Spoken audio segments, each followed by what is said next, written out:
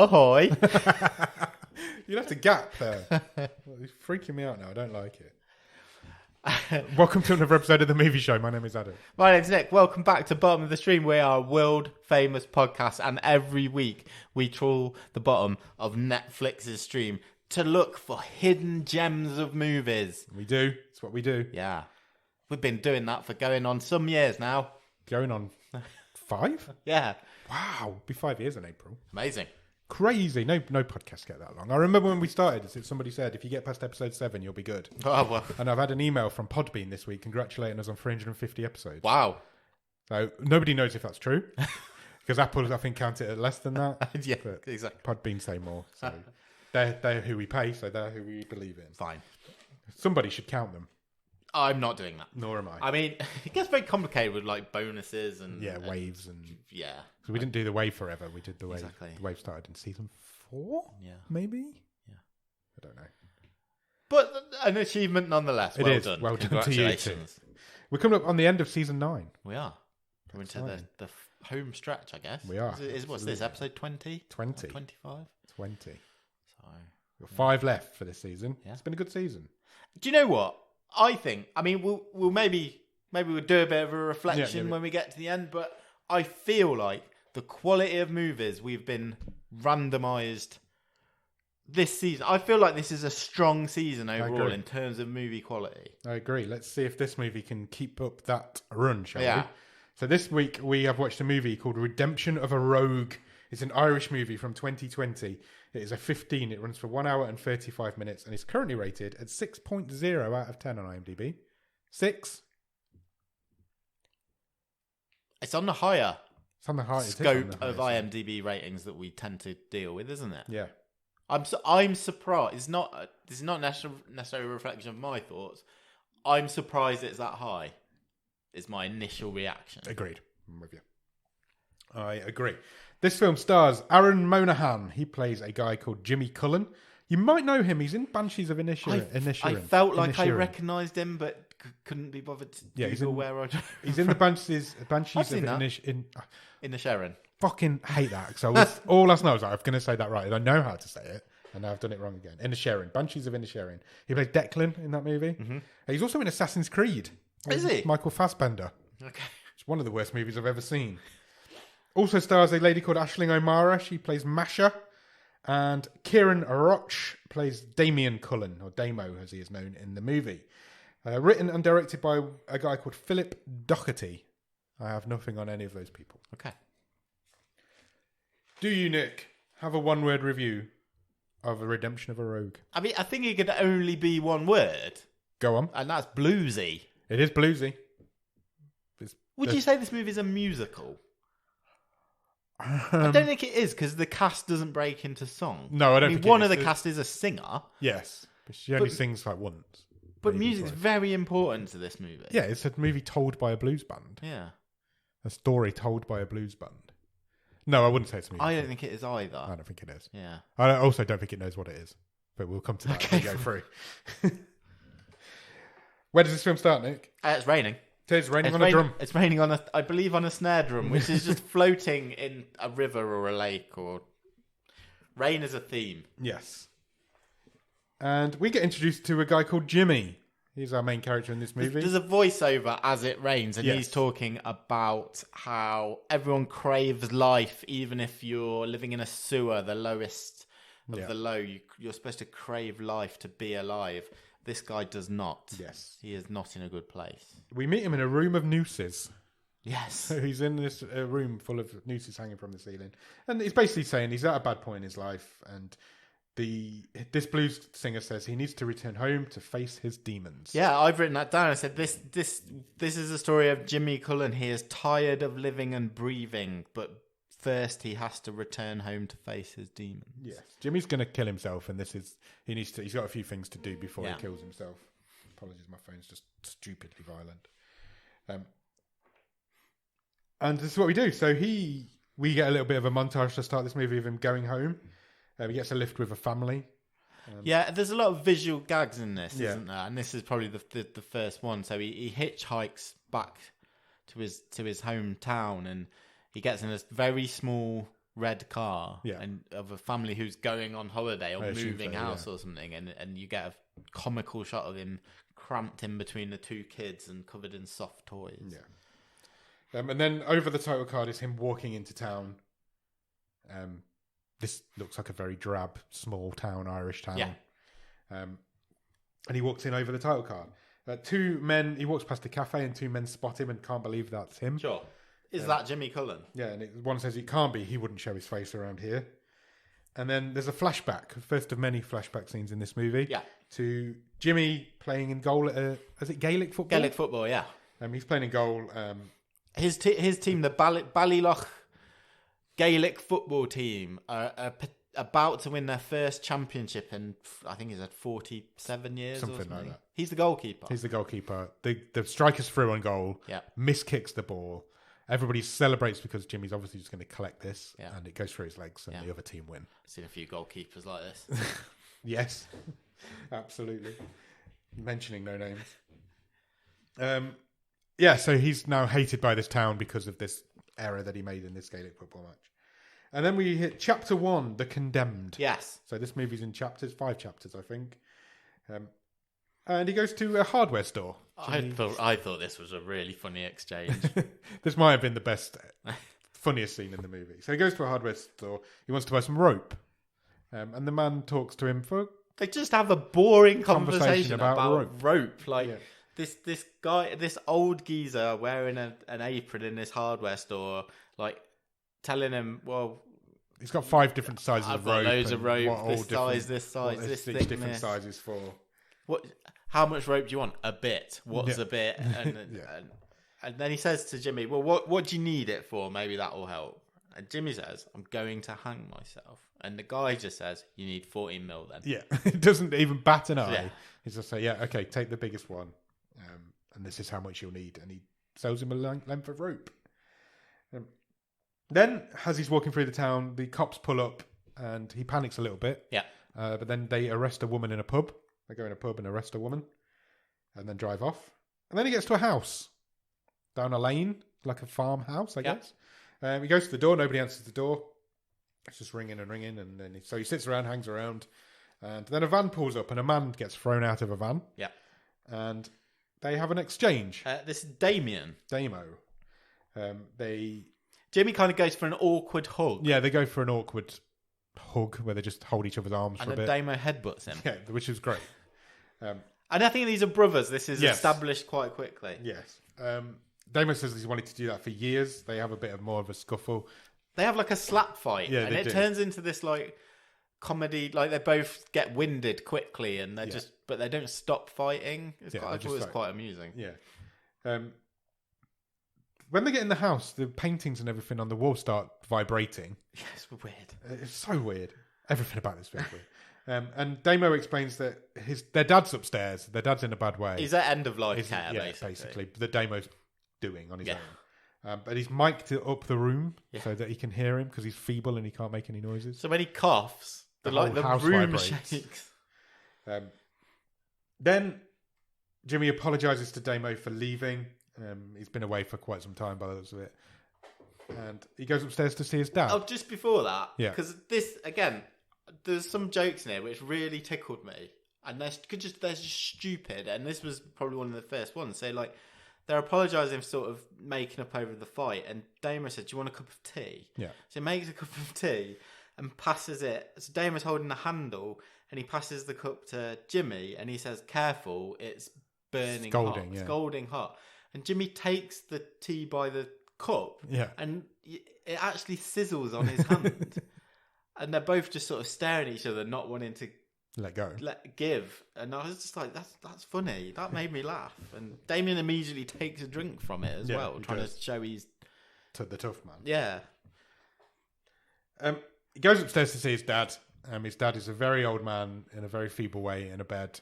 Doesn't look like he's long for this world. He's incoherent, isn't he? There's a microphone hanging above his bed. Yeah. And he tries to say something when he notices that Jimmy's there, he tries to say something, but we can't understand what he's saying. Jimmy can't understand what he's saying. And we cut to Damien, who's listening in downstairs. He's got some headphones on downstairs listening into this microphone. And Jimmy's basically like making amends for all the wrongs he's done to his dad over his life. So he thanks Dad for giving him the bail money a few years ago. Yeah. But he says it wasn't for bail money. I used it for girls and drugs and meth. He tells him about what crystal meth. Yeah, he does. And then he pulls out a harmonica. He does, and he says, "Do you remember this?" Yeah. And then there's a flashback scene to when he stole his dad's harmonica, and all the got beat up for it. The flashback scenes are quite interesting because you flash back and everyone's played by younger people apart from Jimmy, who's still always the same. Yeah, always the same age, and they're done in like an old 80s style Wonder Years type camera flash. Yeah, and Jimmy says to his dad, "I lied. Yeah, I had this harmonica the whole time because he'd always denied it was like his dad's prized possession." Yeah. And then he leans into his dad. He says, "Goodbye, Dad, and fuck you." Yeah. And then his dad leans up and I remember you. All you did was beat me up. Yeah. So his dad leans up, tries to strangle him. He grabs his hands around Jimmy's throat. And they're struggling, and then he dies. He does, but then Jimmy's like pushing him away, and there's a snap, and he's like, "Oh shit, I broke your arm." Yeah, that's when he was trying to see if he was dead or not. He was like prodding him to see if he was dead, and his arm just snapped. He was like, "Oh, you feeble old bastard!" And then it starts raining. Literally starts raining outside as soon as he dies. Yeah, and the camera just turns to Jimmy, and he just says, "Fuck." Yeah. And then we're at the funeral. We flash forward quite quickly to the funeral, and they are bringing a casket out of the house, and Jimmy and Damo are at the front with the casket, and they can't fit through the front door. No, it's a bit comedic, wobbling, like coughing around. And then a man runs up to the congregation. He says, Stop the funeral. I am a lawyer. Yes, I'm your dad's lawyer. Yeah. So they go back in the house to find out what's going on. They have to reverse back in. Yeah, they with do. The coffin, so they do the same joke again. Yeah. You hear something smash in the house. And the solicitor, over the coffin, they use the coffin as like a table here. Yeah. And the solicitor says, your father had some serious conditions in his will. Yeah. And one of those conditions is that he cannot be buried on a wet day. Yeah, if it's raining, whilst it is raining, he cannot be buried.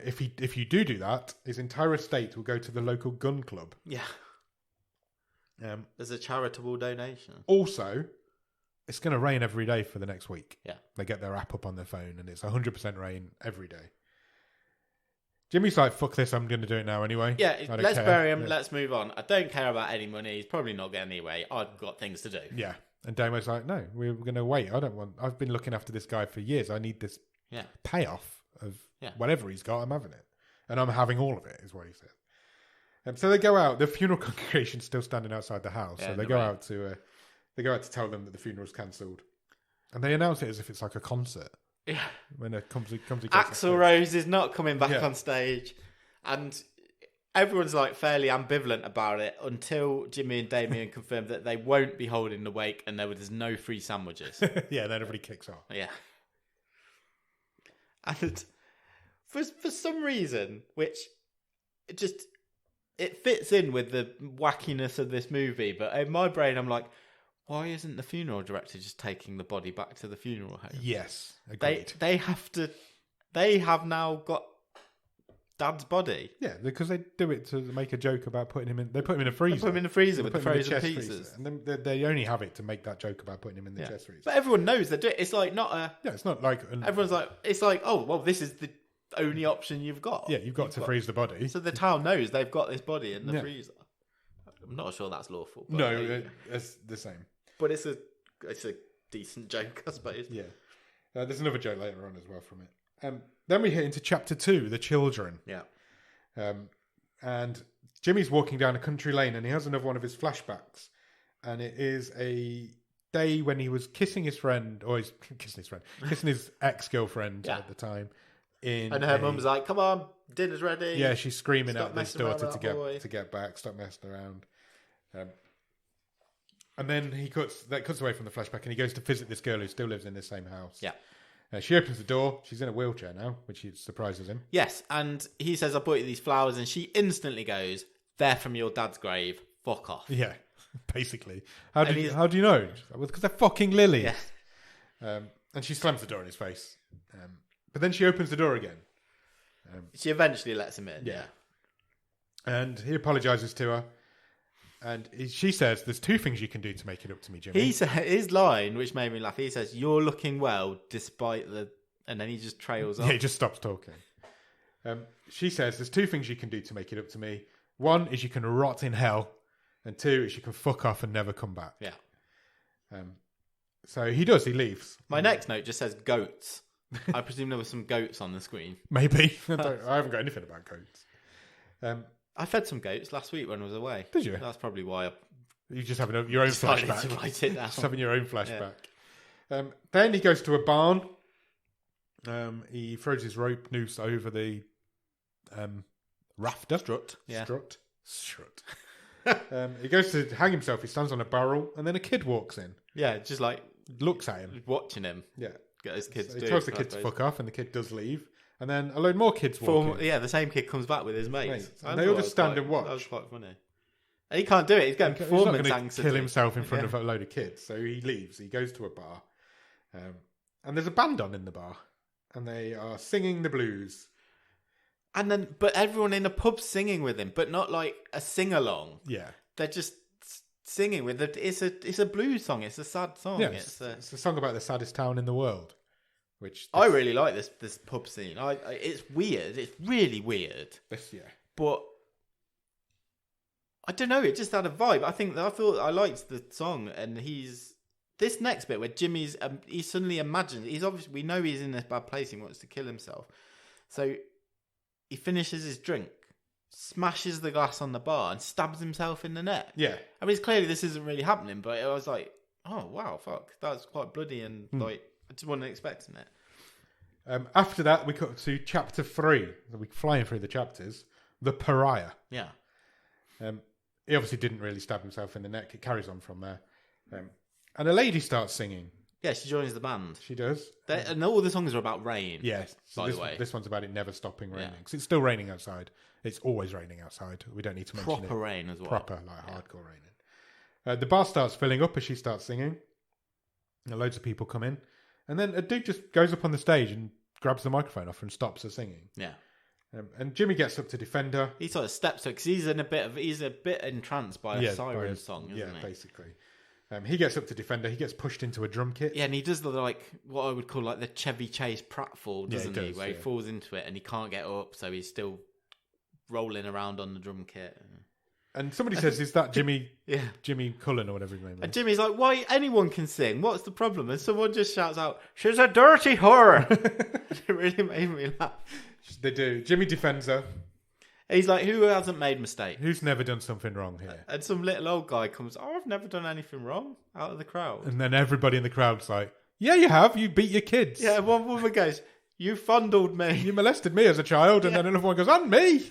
And it's that I did find that bit quite funny. And then he's like, and he just skulks back to his seat. I did find that bit quite funny. Jimmy's like, right, seriously, has anyone in here never done anything that they regret? Because if you do, that's not a reason for this woman to be able to sing. Yeah, so it was good. There was some good gags there. So then they let her carry on singing, and Jimmy leaves, and she follows him. She comes out. She thanks him for defending her. Yeah, she introduces herself. She wants to walk home with him, but he's going the opposite direction that she's going. Yeah. But then her heel breaks. She intentionally breaks her shoe so that she can. She's like, "Can I borrow your shoe?" And he does. He gives her his shoe. And bearing in mind, it's chucking it down the rain. He's now got to walk home in a sock. So they do eventually leave together. She's got an umbrella. She says, "I'll walk you home." Yeah. And I'd only clicked at this point, by the way, because he said, "Oh, I saw you being arrested earlier." I didn't click that till you just said that. Yeah. So that was the same woman. Yeah. Okay. Do we know what she got arrested for? Just being a slut? Stealing. Stealing? No, she was accused of stealing, but she didn't do it. Right. She was accused by the. Oh, let me try and get this right because I've not written this down. I'm trying to remember it. The police sheriff, well, not sheriff, is the island, but the police chief's son had accused her of stealing, but she hadn't. He'd stolen money from the police chief. I have no memory of any of that. But he'd stole money to buy coke, and she'd sold him the coke. Okay, I'll take your word for it. Sometimes I think you watch these movies and I just don't watch them because I have no idea where that's come from. And they talk about their different roles in the town. She says, "I'm the town pariah. Yeah, I am a whore. I'm the woman everyone loves to hate. Yeah, and I'm a proud slut. Yeah." She says, "I like sex." Jimmy doesn't. She says, "Jimmy, do you like sex?" He's like, "No, I don't. I'm not into worth it. Not into it. It's not." And we'll we'll hear more of his reasoning later on. Yeah. And he says, "Are you wearing a bra?" Yeah. And people just, Jimmy nobody questions anything. No, and Jimmy is in a point in life where he doesn't care what he says. Yeah. So he's going to end his life. So doesn't matter. He's not messing around. He's not saying, "Oh, I need your bra to do this." He's just like, "Are you wearing a bra?" Yeah. What? And she thinks he's coming on to her, and she says, "Oh, what kind of bra do you think I'm wearing?" He's like, just what kind of bra is it? What's the structure of your bra? Is what he says. Yeah. So she takes it off. She does. She takes it off for him and gives it to him, and he pulls the. She thinks he's got some sort of kink, I guess. Yeah, bra kink. But what he does is takes it apart and pulls the underwire out of the bra. I'm not a bra expert. And he uses that bit of wire to break into a car. Yeah. And they drive home. He says, "We're not walking home." Yeah, it's raining. So she's like, "I'm driving, bitch." Yeah. So she drives home. She drives him home. She drives him home. And she says to him, "Look, how long are you here for? What are you doing in town? How long are you staying for?" And he says, "I'm here until the rain stops." Yeah. And then he gets out of the car and she says, "You have a nice bum, Jimmy." And then there's a weird dream sequence. Yeah. Where Jimmy gets in a coffin whilst his brother is... A hunchback takes him to this... Yeah. Through this old church. Yeah. And there's a bearded lady singing. I thought it was Damo. Oh, was it? I think it's Damo dressed as Masha. Okay. Right. He's singing. And they put Jimmy in a coffin. And then this sign lights up that says bumper coffins. Yeah. And loads of basically bumper cars, but with coffins driving around. I'm like, okay. That's interesting. I think it's all just him dreaming about he's still getting ready to end his life and, you know. Yeah. Next morning, he gets up. It's still raining. Damo's had a threatening letter. Bricks come through the kitchen window. And he's basically being threatened. He's being extorted for money that he owes. Hence why he got chucked out of that van when we first met him. The note says, "Pay money or we'll break your ankles." Yes. It's mentioned at this point, I don't know who mentions it, but it's mentioned at this point that the children in the town haven't spoken. Damien says it. This was creepy. This is a few times where there's like, actually there is a, I know we were joking saying like it's Halloween and we're not doing a horror movie, but off screen there's a horror movie going on in this town. Completely oblivious to Jimmy. Yeah. The children haven't spoken since it started raining. Yeah. Basically since children in the village. Jimmy's dad died. None of the children have spoken a word. Jimmy just looks out the window at the rain. Yeah. Because it's still raining. And he imagines another way that he could kill himself. Yeah, he imagines standing on a wall above a bath of rain. There's an old bath in the Yeah.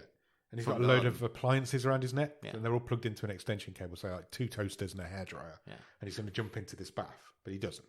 It's a dream.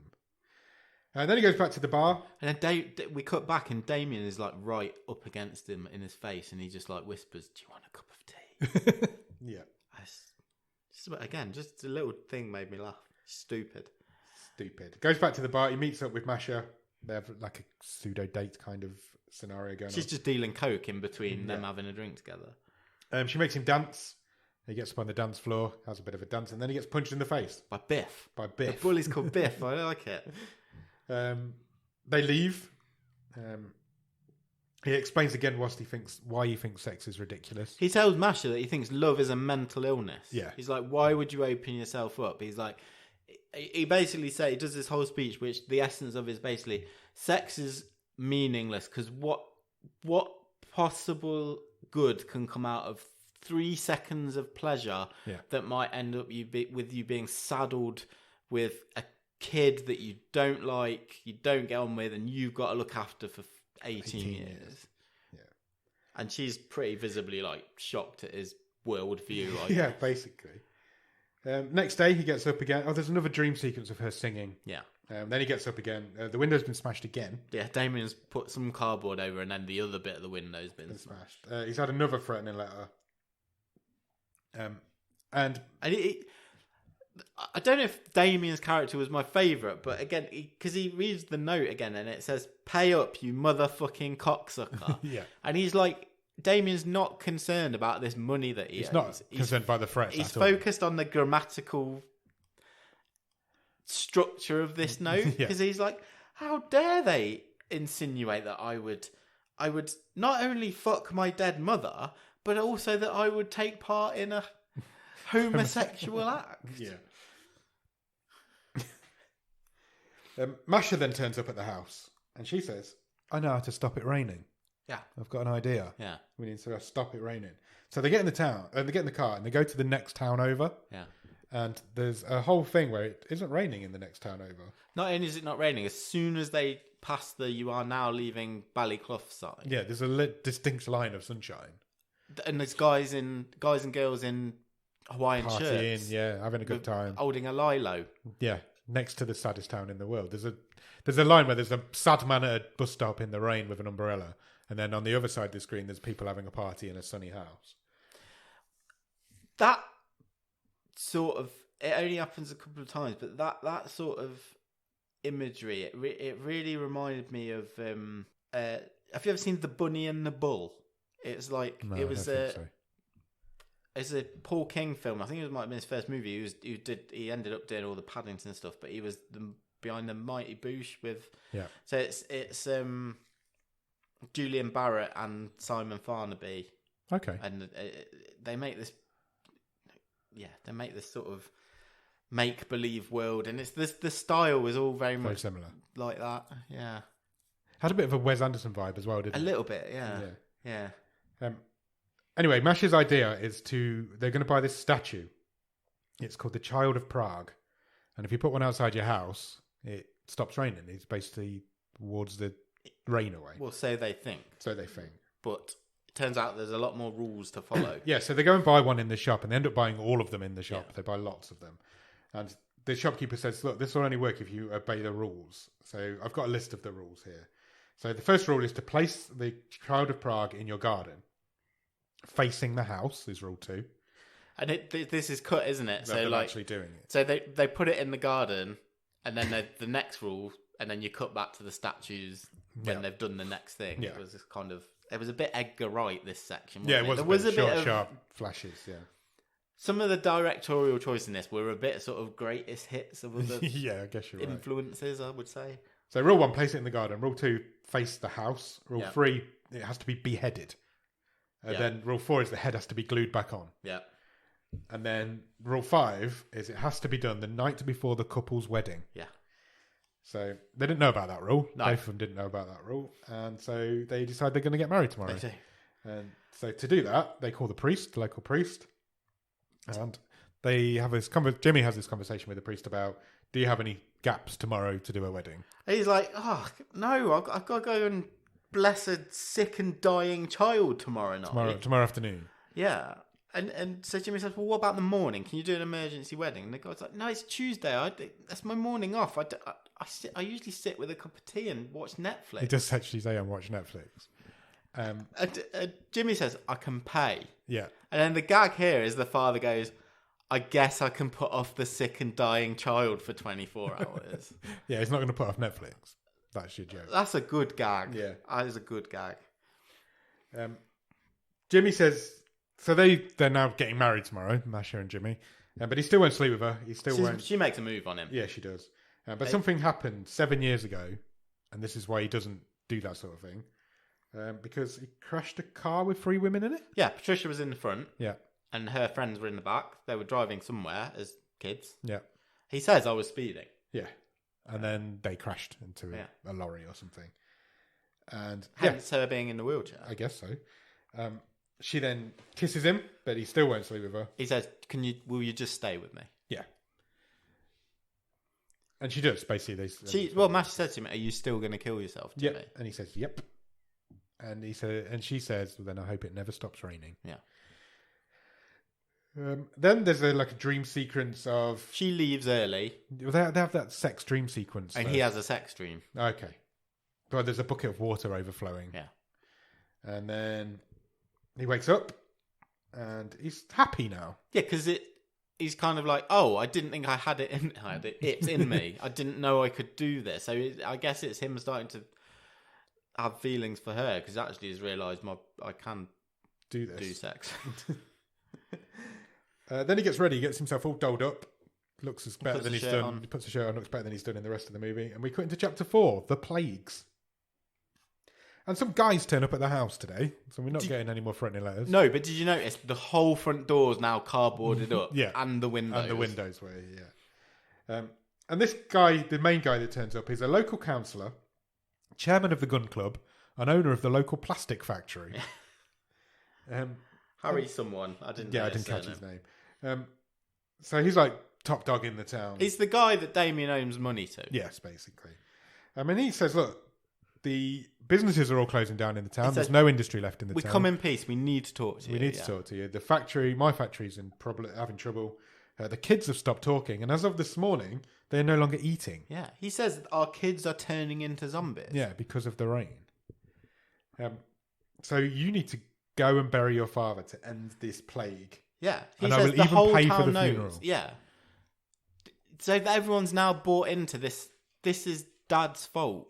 Yeah. He says, we've got to bury him for the sake of the town to stop this rain. To stop this act of God, yeah. That's what he says. And Jimmy says, if this is an act of God, then you're implying that my dad is God. And I'm Jesus. Which makes me the son of God. And therefore I'm Jesus. And he says, have you ever thought that the plagues might be God's judgment on you? Yeah. And he explains the plagues of Egypt and how they would have... They could have naturally happened because one could lead to the other, to the other, to the other, which was quite good. It was a good speech. And now this rain has started because the planet's heating up because of plastic factories. Yeah. So this... He says, true. This rain could be your fault. Yeah, my father's nothing to do with the rain, and he will be buried when it stops. It was a really good bit of acting, wasn't it? It was. And then, but just before the guy leaves, because he takes a dig at Jimmy here, and he says, what about your daughter? He says, I'll change your mind. Yeah. What about your daughter? She's not speaking. She's in this. And Jimmy's like, what? What? That's Jimmy's reaction, because he froze up. He's like, I've got a daughter that I don't know about. Makes him. It's like his worst nightmare from what he's told, we've heard probably earlier. Know of Jimmy so far.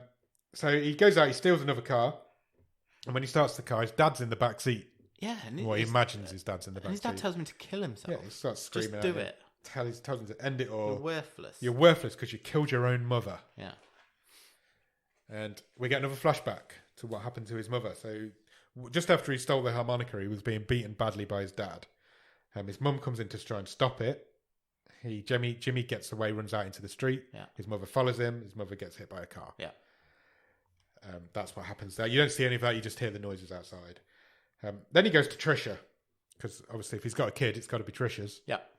He goes to Trisha. She lets him in, even though she said never to ever return to her door. She denies having a kid. Yeah, she says, I would have told you if you had a kid. Of course I would. Don't be ridiculous. And she's like, you need to leave. And then there's a bell rings. Yeah. And he's like, what's that bell? And Trisha's like, what bell? I didn't even hear a bell. And there's this whole thing about this bell going on. And she says, and then she does admit there's a bell. She's like, it's my boyfriend. Yeah, he's really tough and he's going to beat you up. Yeah, but he's in bed. He's not very well. And then there's a cough, and Jimmy says, why does your boyfriend cough like a little girl? Yeah. And she says, it's a very specific illness he's got. It's like, so there's a whole thing. It's Trisha's plan unravels in front of her eyes, and she eventually has to admit that she does have a kid. She takes him upstairs to see said kid. This kid is called Mary Lou. But this kid's really sick. She's not spoken since it started raining, and she hasn't eaten for a few days. So she's really ill. So they go back downstairs. Jimmy's like, I can't believe you didn't tell me I've got a kid. And she says, I like this. You've already you don't even know I bet you've forgotten her name. And he goes through all these names and he can't get it right. What's the one that he settles on? And she's like, you think your Jojo. Yeah. You think I'd have a daughter called Jojo? John, yeah, something like that. Yeah. And she cried. Trisha starts crying because her life's falling apart. He goes in for another awkward hug. Yeah. And she thinks he's trying to kiss her. Yeah. And she kicks off about that. She's like, this is not the right time. My daughter's about to die. Yeah, she's not spoken or eaten for a week. Again, this horror movie that's happening in the background off screen. So she says, look, you need to go. Well, actually, what she says is fuck off and die. She says, unless you know how to stop the rain, you can fuck off and die. And we cut to Jimmy and Damien back at home. Yeah. And they're trying to defrost Dad with the hairdryer. Yeah, this is the whole joke of why they put him in the freezer. And Masha just walks in and goes, what are you doing? And they go, well, we're defrosting him. We're going to do the funeral. Yeah. And she's like, well, why are you defrosting him? And they both just look at each other and go... They have like a moment of realisation of like, oh yeah, we just put him in the coffin frozen. So they do is chucking it down. It's the middle of the night. They've got it's an emergency funeral. Yeah, they've got him back in the coffin. The priest's available for the... So presumably they've not done the wedding. They never saw the imaginary wedding, did we? That's true. So yeah, they're having a funeral in the middle of the night with just the priest there. So they do. They chuck him in the ground. So they bury him. They throw soil on him. And it doesn't stop raining. What we haven't said as well, because I've just noted it here, that there's musicians everywhere. Oh, yeah, all the way through. So as Jimmy's walking through town, they're in shop windows. Sometimes we just see him walking up hills. So this blues band that's kind of narrated this whole story, they're in the background of this movie the whole way through. Yeah, there's always music playing. Yeah. So, yeah, the rain doesn't stop when they bury their dad. So Jimmy goes to a church. Yeah. He goes up to Jesus and he says, what am I supposed to do? He calls Jesus a fucking fraud. Yeah. What am I supposed to do, you fucking fraud? And then the Virgin Mary statue comes to life and asks him for a fag. Yeah. She's like, Jimmy, have you got a fag? And he's like, no, I've only got roll-ups. So he rolls her one. And he doesn't have a lighter. No. So she lights all the candles in the church. Does. And she says, what are you asking Jesus for answers for? He's dead. He can't answer you. Yeah. Which I thought was quite a good line. She said her opening line is like, were you calling my son a fraud just now? Yeah. He was like, he gave his life for you. Yeah. And she says to him, look, the only way you're going to stop the rain is to avenge your father's murder. Yeah. And he's like, murder? Who? And she goes, you. And he goes, me? Yeah. I thought it was quite funny. A meaningful act will avenge the murder. Yes, he says, you know what I'm talking about. You can perform a meaningful act. My son sacrificed himself. Yeah. Now you need to do the same. Yeah. And he says, I don't want to die. Yeah, it's first time. First time. He now has a reason to die, but now he doesn't want to die. And then when he looks back, she's just a statue. She's not really a person anymore. Then we cut to chapter 5, the redemption. It comes up on the radio that it's now been raining non-stop for 40 days. Every morning, every time a new day breaks, it's sort of, we hear the guy on the radio, don't we? And by this point, the guy is like, he'd been making light of it. It was a breakfast DJ, and he's like, I fucking give up. I'm done with this. 40 days. 40 days. It's never going to stop. So Jimmy says to Damo, look, how much money do you actually owe? Oh, yeah. Damo's like sitting there covered in blood. Yeah, he's been beat up now. And turns out he owes 28 grand. Yeah. And Jimmy's like, I've got a plan. So he goes to see Masha. But when he gets there, the counsellor dude is there. Yeah. And he wants Jimmy to kill himself. Yeah, because he's somehow aware of what the Virgin Mary Damien's told him. Okay. He says, yeah. Damien has told me about what happened in the church, that you had a vision from the Virgin Mary. And she said, if you kill yourself, this is going to end, basically. Yeah. The rain will stop. So you need to kill yourself. Yeah. I'm here to make sure it happens. So they start beating him up to start with. And the whole town's there. The whole town are around him in the street, and he's watching him getting beaten up. But this turns out was all Jimmy's plan. Yeah, the plan was for Damien to betray him. Yeah. To stop him in. Damien had to betray him for a price that was willing for them to pay. Their ability to pay. And there's this town's lottery that goes on. Yeah. And it's like, it's not been won for years. For so they fixed it for him to win that 116 grand or whatever it was. Pay off his debts. Yeah. Then Jimmy's going to go and hang himself. In the woods. In the woods. Well, by the side of a lake or river. Which he does. He gets the noose, hangs himself, and does actually hang himself. Yeah. But the tree branch breaks and plummets him into the water. And then there's some sort of weird sequence where he wakes up on a train. Oh, well, he's kind of walking towards the light, essentially, isn't he? Yeah. So he starts off on a train. Then even though the branch snapped, he's walking. Yeah. Walking towards whatever the afterlife is. He wakes up. He's first in the train, then he's in a bar, then he's walking up some stairs and got a bright light at the top. Because he felt, even though the hanging never quite was completed, I guess when the branch snapped, he fell into the lake. Yeah. So he's still dying. So just as he's about to reach the top of these bright stairs, Masha pulls him out of the. He walks into an invisible wall. Well, yeah, doesn't he? Yeah, he does. Which is quite funny. She pulls him out of the water. It's still raining. They kiss whilst lying on the banks of this river, and then it stops raining. Yeah. And colour returns to the town. Children start playing. Children start playing, talking and eating, I guess. And she says, "What did you see? What was there?" And he says, "Nothing. I didn't see anything at death. But the moment I let go, it was the moment that you saved my life." The whole town returns to normal. The blues singers leave. They say that they're off to the next sad town. Yes, so they all leave on a boat together, still playing their instruments on a boat. And the movie ends. And then there's a post-credit scene of the brothers just standing at the side of Damo's just standing there watching them kiss. He's eating crisps. Whilst eating crisps. Then there's a post-credit scene where it stops raining on the man at the bus stop. Yeah. And then there's a post-credit scene of the DJ on the radio declaring that the day is sunny. Yeah. And then the film actually does end. Yeah. 3 post-credit scenes on this movie. Bit unnecessary. What do you think, Nick?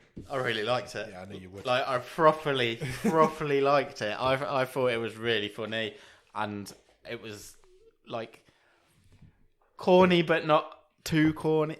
I just thought it was nice. I thought it was a fun film. I wasn't expecting to.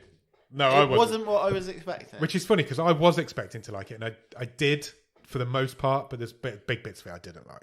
But as I was watching it, I was it's weird, isn't it? It's proper weird. But I kind of just embraced it, I think. Some points it goes a little bit too weird for me.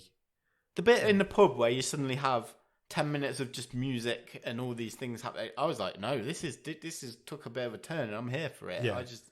I liked the soundtrack as well. As I was watching it, I was like, this is a Nick film. Nick's going to be into I really this. I did like it. I'm sure Nick's going to be into this. I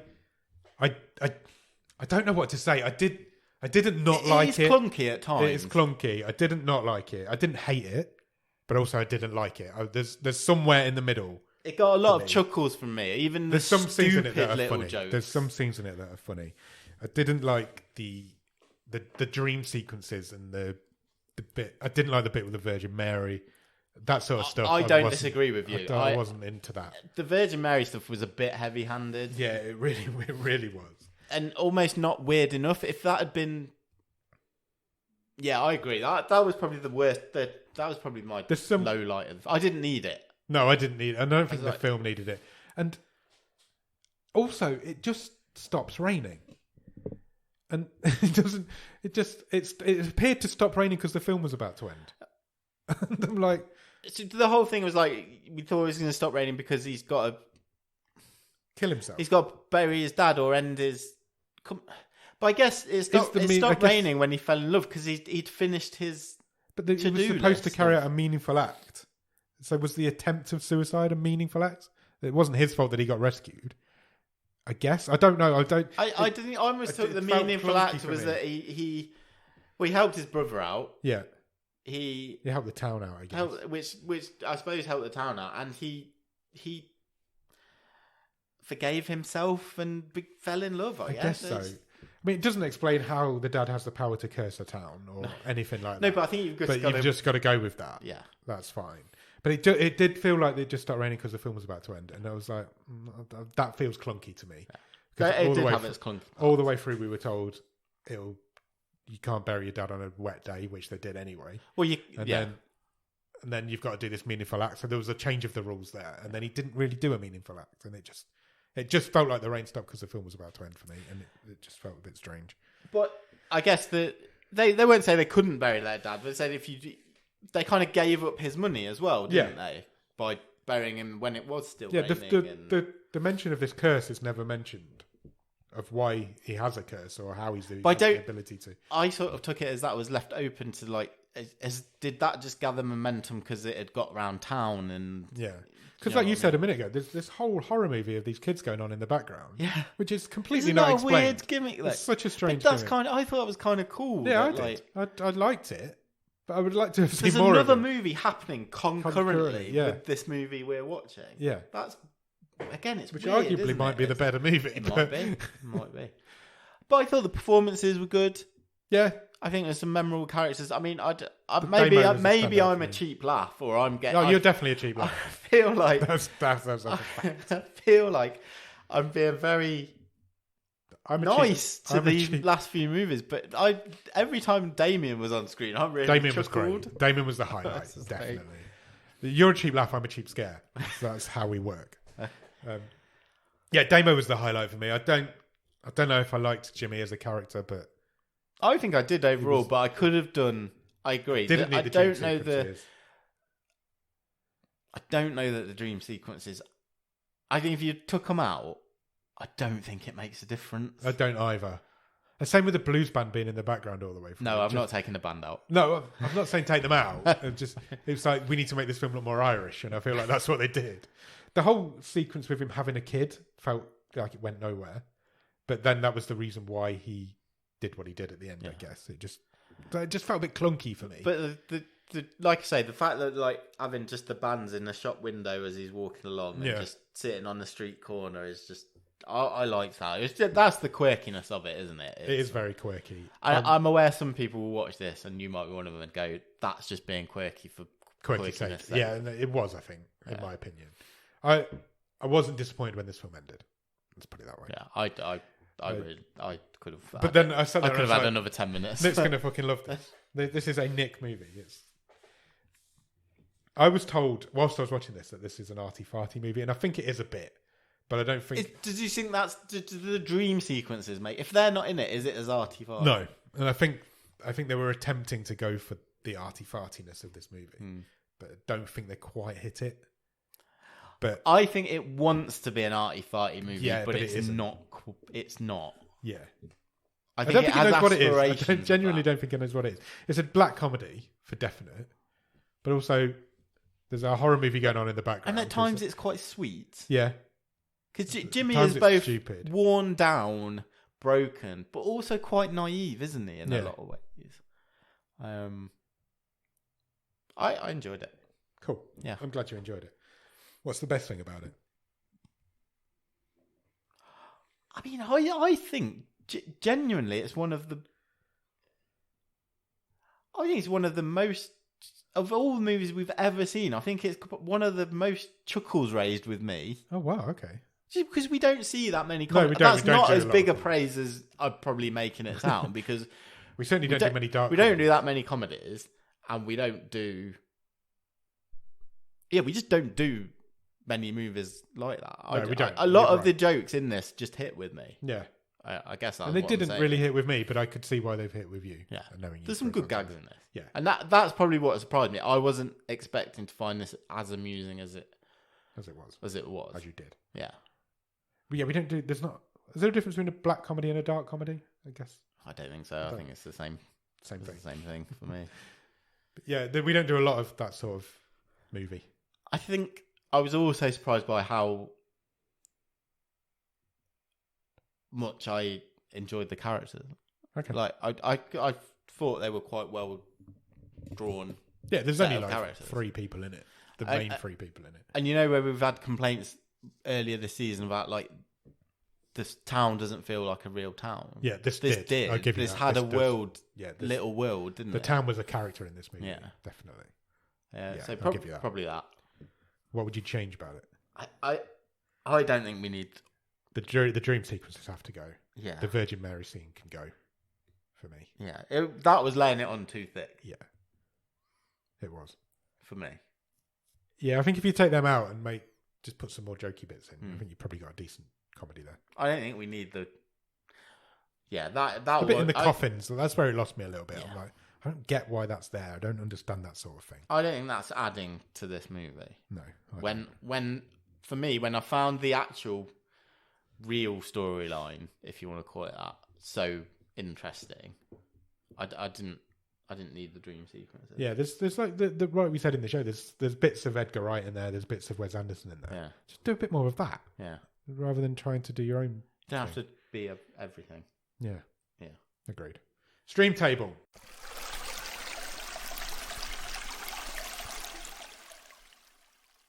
Yeah, I feel like this could be a tricky one. Agreed. This is the 20th film of the season going into the 20th spot on the stream table. Where are we putting it? Where do I start reading from? For me, it's in the top 10. Okay. I'm not really sure where in the top 10. But I'm guessing you're going to be some way below. I don't know. I genuinely don't know where I am in there. I think I know where I would like to put it. Let's start there then. Should we start there? Start there. I think it's 5th. Wow. I really enjoyed it. I think it's 5th. Okay. I think we might have a problem here. Yeah, I think we have. I think it's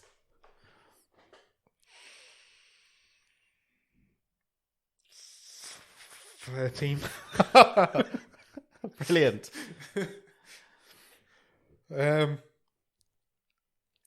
Okay, well, I don't know what we do here. We've not been this far apart for a long time. You think it's fifth? You think it's better than The Humans? Yes.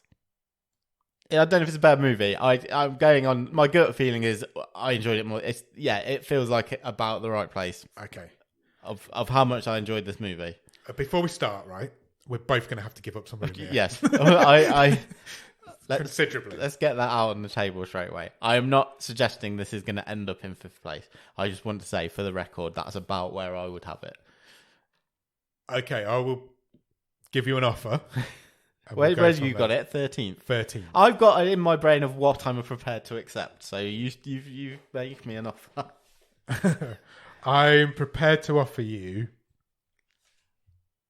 10th. 10th, okay. So just below Paradise and just above Cadaver. So in my brain, and it pains me to put it above Cadaver. In my brain, I think it being in the top 10 is a decent result. Okay. I mean, I really, really like Catty Catty. My counter with how low that's going down. My counter offer would be, can we just move it above Paradise? Remind me what Paradise is. It was Sam Mulholland's Wild Card. That we only did it a couple of weeks ago. The German movie about buying time back. Oh yeah, the one I had completely forgotten that movie. So already, we did it 2 weeks ago. If I were to counter offer and say, can we just squeeze it up one more? I'm not happy with it being above Cadaver. But you're okay with it being above Paradise? Yeah. Yeah, but I will not allow it to be above Catty Catty. I will take those terms if we can move it up one more. So just below Catty Catty and just above Paradise. We'll have it 9th. Okay. Yes. It pains me a little bit. I think this is a you movie and Cadaver is a me movie, and I think that's why. Yeah. This is a tough... Because everything's good in this table. This is what's making it tough. It is. It's not like there's any bad films in this in that part of the table. I think... Generally, I think there's 16 good films in this out of 20. Yeah. You know, there's various levels of good. Yeah, of course. But 20 levels. But yeah. I look at Freaks, You're One of Us, which is about to go 16th. That's a really good 16th best film. It really is. Any other stream table, that's in the top 10, easy. Maybe, yeah. Yeah. I would, if we can put this 9th, I would be a happy man. Deal. Thank you. It pains me, but deal.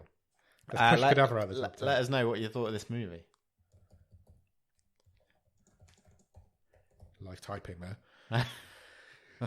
Cool. Well, I guess that means we need to move on to next week's movie. Sure. And we've had a wild card played, Nick. Okay. Jordan Shenton. Oh, welcome back. Original Patreon. I love Jordan. Everybody loves Jordan. I don't think it's possible to not like Jordan Shenton. No. I think he's just a genuinely nice guy. Who I miss. He doesn't podcast enough and he needs to podcast more. Get podcasting, you dick. However, I think this is going to be quite a heavy movie that he's picked. Okay. It's going to be a tough talking point. It's not going to be a fun movie because he's picked a movie called To the Bone. Oh, really? Okay, so I know a bit about this movie. Yeah. I think I put it on the long list. It's been on the long list for a while. I think it was controversial when he went on there, but... Okay, well, look. Yeah, okay. Carry on. Oh, I've just gone on the page and there's an advert on the top of IMDb for a new movie by A24, which always excites me. And then the top line says Nicolas Cage. It excites me even more. I'm going to check that trailer out in a minute. Right, To the Bone is from 2017. It is a 15. It runs for an hour and 47 minutes and is classed on IMDb as a drama. Okay. Nothing else. Good. Just drama. I like the definition. Okay, so the synopsis. Do you want the synopsis? Yes, please. Ellen is a 20-year-old woman struggling with anorexia. In the midst of family problems and her own fears, she is accepted into a group home run by an unusual doctor. Through the people she meets and the journey she takes, Ellen follows a path of self-discovery and acceptance that will lead her to a surprising place that she never would have thought possible. Okay. Do you want those in it? Yes, please. Rebecca Kennedy, Okay. and Lily Collins. Right. From Emily in Paris herself. Emily in Paris, indeed. Look, never let it be said. Look, no topic is off the table, I guess is what I'm trying to say. No, absolutely. And I will look forward to doing an episode on this movie. Same. It's going to be a tough one. I think it's not going to be easy. But yeah, we'll just see what happens. Good. Yeah? Yeah. Good wildcard playage, Jordan. Yeah. Let's see what happens with that one. Only got one wildcard left now after this season, for the rest of this season. Okay. Ross Cook's coming in last. Good. See what he comes up with. Right, so let's get out of here, shall we? So what you need to do is go and watch To the Bone. Yeah. And then whilst you're doing that, or before you or after you do that, follow us on Instagram and Letterboxd at BOTS_podcast. If you want to drop us an email, our email address is bottomofthestream@gmail.com and our website is bottomofthestream.com. On our website, you will find every episode we've ever recorded, all the stream tables, loads of other cool stuff, and you can even get some merch if you want to buy a Bottom of the Stream Vase. Put your flowers in. Yeah, why not? Lilies. Yeah, sure. After you've done that, head over to Patreon, patreon.com/bottomofthestream. On there, for £5 of your English pounds every month, you will get early access to episodes. You will get the occasional bonus episode. But most importantly, you will get a wild card, which means you can do what Jordan's just done. Pick a film. We will watch it. We will talk about it for an episode. And if you pick the best one of the season, you'll win a prize. And then when you've done that, head over to Discord. The Discord is a wonderful group of wonderful people that talk about anything. We talk about all sorts of crap. We do watch-alongs. We've got a watch-along coming up this Sunday, which you will have missed by now, but the next ones will be next month. We do one every month. Loads of other stuff. We play games. We do all sorts in there. It's great. Come into the Discord. The Discord link will be in the bottom of the show notes. If you can spare a few minutes, please consider leaving us a rating and or review anywhere you can review or rate podcasts, because it really helps. It helps raise the profile. It helps get our podcast in front of more people's eyes. And that means they might put us in their ears. And that means we can get more people in the Discord, make more friends, just have a good time. Absolutely. Do all of that. We done? Oh, you can find us anywhere that you find podcasts. Spotify, Apple Podcasts, Podbean, Podchaser. There's hundreds. We're on them all. Come find us. We are indeed. So yeah, go out and watch To the Bone, and we will be back on Monday for The Wave and next Thursday for the movie show. Cheers! Bye!